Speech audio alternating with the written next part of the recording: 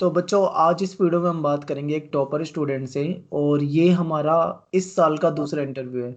देखिए अगर कोविड-19 नहीं होता तो हम बहुत सारे इंटरव्यू ले पाते, पर कोविड-19 की वजह से इस साल इंटरव्यू नहीं ले पाए थे, इसीलिए इस बार हम ऑनलाइन एक टॉपर स्टूडेंट का इंटरव्यू ले रहे हैं। और यहाँ पे आपको इस पूरी वीडियो में बहुत सारे आपके दिमाग में क्वेश्चन आते होंगे, वो सारे यहाँ पे क्लियर हो जाएंगे। और आप देखोगे कि कैसे किसी टॉपर बच्चे आखिर कैसे होते हैं, वो कैसे पढ़ाई करते हैं, क्या उनका शेड्यूल होता है। बहुत सारे क्वेश्चन आपके दिमाग में होंगे, तो आपको यहाँ से पता लग जाएंगे। तो सबसे पहले आप यही बता दो कि आपने कभी सोचा था यहाँ पे हमारे चैनल पे इंटरव्यू होगा? सर मैं आपकी वीडियोस देखती थी। इंटरव्यूअर्स की वीडियो मैंने देखी आपके चैनल पे, तो मुझे लगता था कि समवेयर कि कभी ना कभी मेरे को भी इस प्लेस पे आना है लेकिन इतनी जल्दी हो जाएगा, तो मेरे को बहुत खुशी हुई है कि एक लव्य सर की पॉइंट पे मुझे आने का मौका मिला। And it's a pleasant moment for me in my family too कि मैं इस चैनल पे आई। इवन मैं बच्चों को अपनी बातों से कन्वे कर सकती हूँ कि मैं बच्चों को मोटिवेट भी कर सकती हूँ, तो ये मेरे लिए भी बहुत बड़ी बात है कि एक लव स्टडी पॉइंट पे मेरा इंटरव्यू हो। शायद आपको याद होगा, मैंने इंस्टाग्राम पे अपने रिजल्ट के टाइम पे आपको लिखा था कि सर मेरे को बहुत गर्ल्स फीलिंग आ रही है कि मे बी मेरे 97% 95% आ सकते हैं। तब आपने लिखा था बेटा जब एक बार आए तो बताना, हम आपका इंटरव्यू लेंगे। And it's a pleasant moment for me now कि वो चीज सही हुई है। चलो अच्छी बात है। अच्छा अपने बारे में बताइए सबसे पहले। हाँ जी। Sir my name is Ekta Sharma, मेरा नाम एकता शर्मा है और मैं एसकेवी नंबर 1 सर्वोदय कन्या विद्यालय नंबर 1 गांधीनगर स्कूल से पढ़ी हुई हूँ। हम्म। एंड ट्रूली वहाँ का एनवायरनमेंट बहुत अच्छा था। और मैंने विवेकानंदा कॉलेज विवेक विहार से अपने दिल्ली यूनिवर्सिटी से first year first semester political science honours pursue कर रही हूँ। एंड यहाँ का environment, academic qualification, academic teachers, उनका पढ़ाने का तरीका सब बहुत अच्छा है।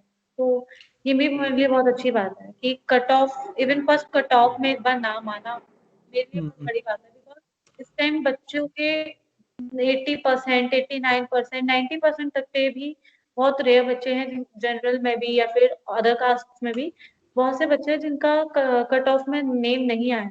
तो it's a big pleasant moment for मी कि मेरा फर्स्ट कट ऑफ में नाम आ गया था।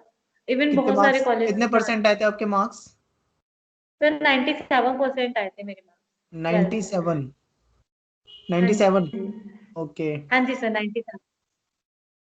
ओके।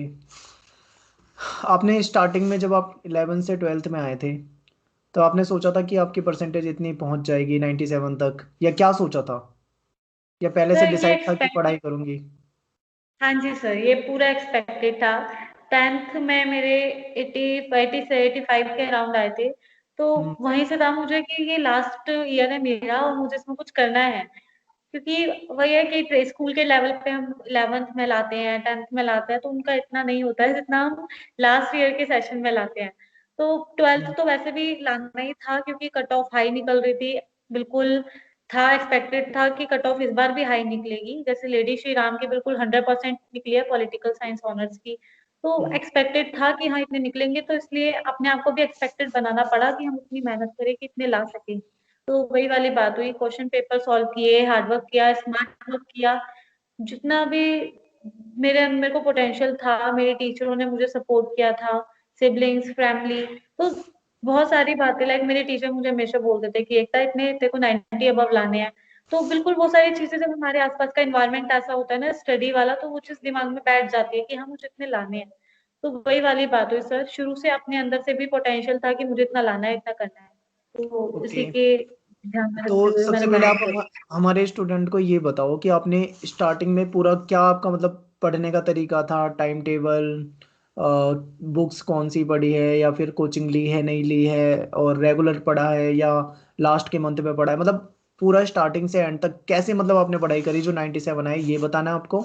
और उसके बाद फिर स्कूल के बारे में पूछेंगे, पहले आप यही बताओ कैसे तैयारी करी थी। सर मैंने ट्रूली लाइक अपने मेरे जब 11th का पीरियड ऑफ हो गया था, मेरे 11th में भी 90 अबव आए थे। तो मेरा वो वाला ब्रेक जब मिलता था मुझे, लाइक 11th पास करने के बाद जो 12th के बीच हम्म। का हमारा मिड ब्रेक होता है, मैंने उसी में अपना पढ़ना शुरू कर दिया था। क्योंकि क्लियर था और शुरू से मेरे को था कि हाँ अपना कोर्स पेपर से कुछ टाइम, एक 1 मंथ या फिर 1 मंथ क्या, मेरा तो 2 मंथ बिफोर पूरा हो चुका था कोर्स। मुझे इतना था कि पेपर से एटलीस्ट 2 मंथ पहले मुझे अपना प्रिपरेशन ही करना है। मुझे ये सब नहीं करना कि अब छोड़ देती हूँ बाद में करूंगी, या फिर पेपर के टाइम पे कर लेंगे अभी छोड़ देती हूँ। एंड स्टडी था कि रेगुलर था, कि ये नहीं था कि जब मन किया पढ़ लिया छोड़ दो अभी। बिल्कुल रेगुलर था कि अपने टाइम स्लॉट आओ, स्कूल से आओ, स्कूल के बाद मैं 3:30 पे पढ़ना शुरू करती थी अपना। एंड 3:30 टू 5:30 मेरा था। उसके बाद मैं अपना एक ब्रेक लेती थी। फिर मैं 5:30 के बाद अपना 6 o'clock से फिर पढ़ना शुरू करती थी। उसके बाद 1 घंटा मैं उसमें पढ़ती थी। देन क्योंकि स्लीपिंग टाइम शेड्यूल मेरा सही था, 9 बजे मैं सो जाती थी। तो सुबह उठने के बाद लाइक 5:30 बजे से 6 बजे, या फिर 7 बजे, 5:30 से 7 बजे तक मैं अपना इंग्लिश करती थी। क्योंकि इंग्लिश में बच्चे मात खा जाते हैं, क्योंकि बोलते भी हैं। क्योंकि इंग्लिश में मार्क्स बहुत कटते हैं, ये बच्चों की शिकायतें भी आती हैं। क्योंकि इंग्लिश में हम आर्टिकल्स, राइटिंग, डिबेट, रिपोर्ट, हम्म। स्पीच, इतनी सारी चीजें होती है कि बच्चे उसमें कंफ्यूज हो जाते हैं। तो मैं शुरू से क्लियर रखना चाहती थी कि पेपर में आएगा तो मैं अपना टाइम वेस्ट ना करूं कि मैं ये अटेम्प्ट करूं या ये अटेम्प्ट करूं। तो अपनी एक चीज मैंने इतनी बेस्ट बना ली थी कि दोनों में से कोई भी आएगा तो माइंड एकदम क्लियर था कि मुझे यही अटेम्प्ट करना है। And secondly the thing is कि मैंने सिर्फ एनसीईआरटी की बुक से पढ़ा है, एनसीईआरटी की बुक ही मैंने प्रेफर करी है। उसके साथ साथ स्कूल से जो हमें सपोर्ट मटेरियल मिलता है, मैंने हम्म। उसे प्रेफर किया। क्योंकि हम कोई सी भी गाइड ले ले, उसमें कहीं ना कहीं कंटेंट एनसीईआरटी का ही मिलता है।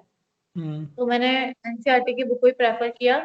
और जो हमें एक्स्ट्रा चीजें होती हैं, लाइक हमें स्कूल की तरफ से सीबीएसई सैंपल पेपर प्रोवाइड किया कराए गए थे।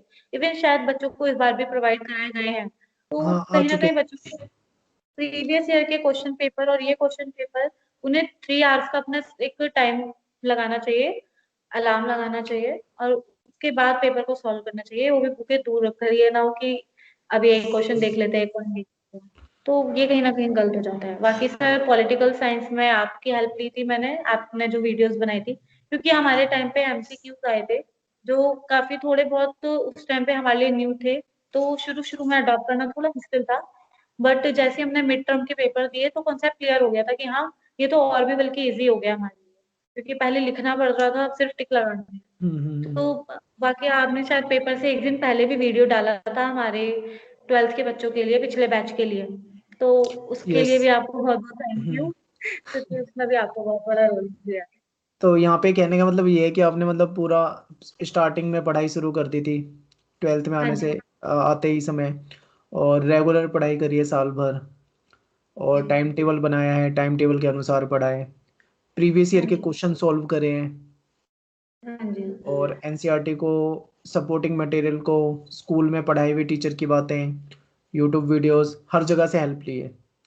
हाँ जी। और इस तरीके से शेड्यूल था, मतलब कि पूरा साल बिजी और अच्छे से, मतलब 2 महीने हाँ जी। पहले सिलेबस पूरा हो गया। बिल्कुल सर, बिल्कुल। ये बहुत अच्छी बात है कि 2 महीने पहले तुम्हारा सिलेबस हो गया। कई सारे बच्चे ऐसे होते हैं जिनका लास्ट तक नहीं हो पाता। हाँ चलिए, जी। अपने स्कूल के बारे में बताओ कुछ। सर स्कूल एक ऐसा प्लेस है जहाँ हम डिसिप्लिन सीखते हैं, टाइम मैनेजमेंट सीखते हैं। इवन हम्म। स्कूल में कहीं ना कहीं प्रेशर भी बिल्ड होता है, और कहीं ना कहीं प्रेशर रिलीज भी होता है, क्योंकि वहाँ फ्रेंड्स भी होते हैं।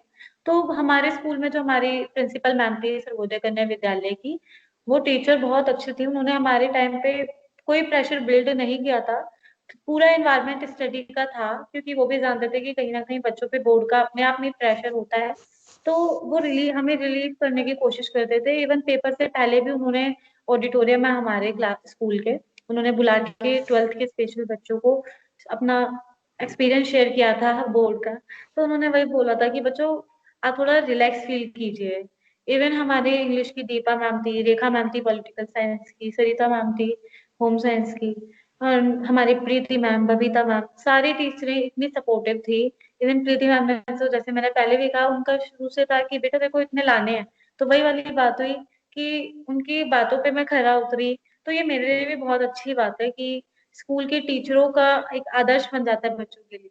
तो वही हम्म। चीज थी कि उनका बोला हुआ पूरे थ्रू आउट द ईयर मेरे दिमाग में रहा, और मैंने पूरा घर में भी पूरी प्रिपरेशन करी। ऐसा नहीं करती थी कि वो अपने आप से ही चोरी हो जाती है, कि हम कभी जाते हैं ना बाद में कर लेंगे, अभी ये कर लेते हैं। तो वो चीज नहीं करनी चाहिए कभी, जब आपको क्लियर है। रेगुलर पढ़ना अच्छी सही बात है।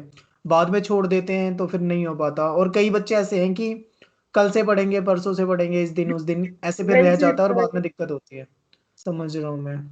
और अपने अचीवमेंट वगैरह बताइए, क्या क्या हुआ उसके रिजल्ट आने के बाद, टॉप करने के बाद कैसा हुआ, बदल गया सब? रिजल्ट सर, साइट क्रैश थी सीबीएसई की उस टाइम पे, तो हम्म। बहुत डर भी लग रहा था। तो फाइनली मैंने अपने डिजी लॉकर, क्योंकि मेरा बहुत पहले से ओपन था अकाउंट डिजी लॉकर पे, तो मैंने उसी से कनेक्ट किया था। तो मैंने कहा, जैसे मैं रिट्राई रिट्राई कर रही थी, बिकॉज वो उस टाइम भी डिजी लॉकर भी क्रैश हो गई थी। वो शायद सिर्फ 10-20 मिनट्स के लिए डिजी लॉकर सही हुई थी। तो हम्म। मैंने उस पे क्लिक किया, तो वो एकदम से रिट्राई नहीं लाया। मैं कहा भाई मे बी हो गया है। तो मैं तो अपने भाई को फोन दे दिया था, मैंने कहा तू देख, मैंने देख रही। तो जब मेरे भाई ने देखा, उसने बताया तेरे 97 है। तो मैं इतनी ज्यादा उछल रही थी उस टाइम, बिकॉज वही वाली बात है कि जो हम एक्सपेक्टेड करते हैं और वो सही निकल जाए, तो इट्स अ ग्रेट थिंग। हमारे लिए बहुत बड़ी बात हो जाती है कि हम जो बोल रहे थे एटलीस्ट हम उस पे सही निकले, खरे उतरे। तो घर में बहुत, तो मेरा बर्थडे भी बिल्कुल जुलाई में था, तो मम्मी ने उस टाइम मेरा बर्थडे बहुत अच्छे से सेलिब्रेट किया था। क्योंकि बहुत बड़ी खुशी थी हमारे लिए उस टाइम, क्योंकि पूरे थ्रू आउट की मेहनत होती है हमारे ईयर की, और वो ऐसे रंग लाती है तो और भी ज्यादा खुशी होती है। इवन फोन आने शुरू हुए, ईश्वर दत्त चैरिटेबल से 2000 रुपीज का मुझे अवार्ड मिला उसके बाद। एंड इवन जस्ट रिसेंटली मैं डेप्यूटी चीफ मिनिस्टर से मिलने का मौका मिला, जो अपने आप में एक ऑनर की बात है कि मैं वहां पे गई, मुझसे पूछा गया कि मैंने अपने पेपर के लिए कैसा प्रिपेयर किया था। So it's a great honour to me. Even Eklavya study point पे मेरा इंटरव्यू हो रहा है, so it's also great honour to me. सही है। और जो हमारे बच्चे अभी पढ़ रहे हैं, जो अभी 12वीं के पेपर देने वाले हैं, उनके दिमाग में भी कई सारी टेंशन, कई सारे क्वेश्चन होते हैं, उनके लिए क्या कहना चाहोगे? इनके लिए से यही कहना चाहूंगी, पहले तो जो बच्चे अब तक अभी भी नहीं जगे, उनको बोलना चाहूंगी कि अभी भी आप लोगों के पास, मैं ये नहीं कहूंगी बहुत सारा टाइम है, बट स्टिल आपके पास जितना भी टाइम है आप उसे यूटिलाइज कर सकते हैं। अब भी आप ये ना सोचे कि हमने इतना टाइम गंवा दिया, अब क्या हो जाएगा। जो भी होगा वो देखा जाएगा, लेकिन एटलीस्ट आप आज से बिगनिंग तो कीजिए, शुरुआत कीजिए नहीं। और क्योंकि आपके पास दिसंबर है, जनवरी है, फरवरी का हाफ है, या फिर हो सकता है मार्च में पेपर हो, तो आप पे फरवरी भी है। तो आप कहीं ना कहीं प्रिपेयर कर सकते हैं, एटलीस्ट ना पासिंग से तो ज्यादा भी कर सकते हैं। तो अपने ऊपर कॉन्फिडेंस रखिए। एंड सेकेंडली फॉर दोस्त जो भी रिवीजन पे हैं, तो उनके रिवीजन के लिए ये मैं बताना चाहूंगी कि आप लोग अपना पेपर डिसाइडेड कर सकते हैं, लाइक पेपर लिखने का पैटर्न अपना अभी से सेट कर लीजिए। पेपर लिखिए बार बार, और जब आपके हाथ में पेपर आता है, अगर आप पहले से पेपर सॉल्व करते हो और उस टाइम आपके हाथ में एक्चुअल टाइम पे पेपर आता है, तो आपको बहुत सारी ट्रिक्स लग जाती हैं कि आपको कैसे करना है। लाइक हम्म। मेरा टाइम पे मेरे को जब पेपर मिलता था, मैं पॉइंट्स पे पीछे से पढ़ना मैं शुरू कर देती थी हमेशा, क्योंकि 6 मार्क्स वाले में ना थोड़ी क्यूरियोसिटी होती है कि कैसा क्वेश्चन आया। तो पीछे से मैं पढ़ना शुरू कर देती थी। एंड सबसे पहले लाइक 6 मार्क्स वाले में पॉलिटिकल साइंस में पैराग्राफ्स आते हैं, मैप्स आते हैं। तो जो हमें पढ़ने का टाइम मिलता था, उसे पूरा पेपर पढ़ने की बजाय आप एक काम कर सकते हैं कि आप उसमें अपने पैसेजेस सॉल्व कर सकते हैं। मेरा हाफ एन आवर पेपर पहले हो जाता था। तो बेसिकली उसका ये भी एक बहुत बड़ा रीजन था कि मैं, जब हम पेपर देते थे, मैं अपना पेपर दे रही थी, तो उस टाइम पे मैंने, जो हमें पढ़ने का टाइम मिलता है 15 मिनट्स का, तो पैसेजेस सॉल्व किए थे, मैप उस टाइम में सॉल्व कर लिया था। तो क्लियर था कि अब बचा क्या है। मेन मेन तो उसी टाइम पे मैंने एमसीक्यूज भी सॉल्व कर लिए थे। तो फिर लगा था कि अरे अब तो 6 मार्क्स वाले ही बचे हैं। तो अपने ये चीज अपने आपको ना इजी रखने वाली हम्म। बात रखना है। हम्म। ये नहीं रखना कि ये भी करना है, वो भी छूट गया, अभी ये भी। उससे पजल नहीं होना। और सबसे बड़ी बात, क्वेश्चन पेपर में मार्क मत लगाओ। जब आप हम्म। क्वेश्चन पेपर में मार्क लगाते जाते हो, तो आपको लगता है कि हो गया, ये भी हो गया, वो भी हो गया, और बाद में पता लगता है कि छूट गया था यार। तो इससे बेटर है कि वो आप उस टाइम पे अपने आप को, माइंड को क्लियर रखें। बिल्कुल भी होश पोश ना हो कि ये भी करना है, वो भी करना है, ये रह गया। तो टेक इट इजी वाला काम रखो।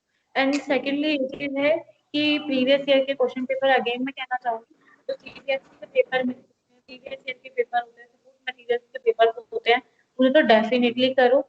और आपके पास, बेशक आप टीचर से फिजिकली नहीं मिल पा रहे हो, बट आपके पास ऑनलाइन, अभी आपके पास है प्रेफरेंस कि आप ऑनलाइन टीचरों से बात कर सकते हो, तो आपको जो भी प्रॉब्लम है आप अपने टीचर से क्लियर कर सकते हैं।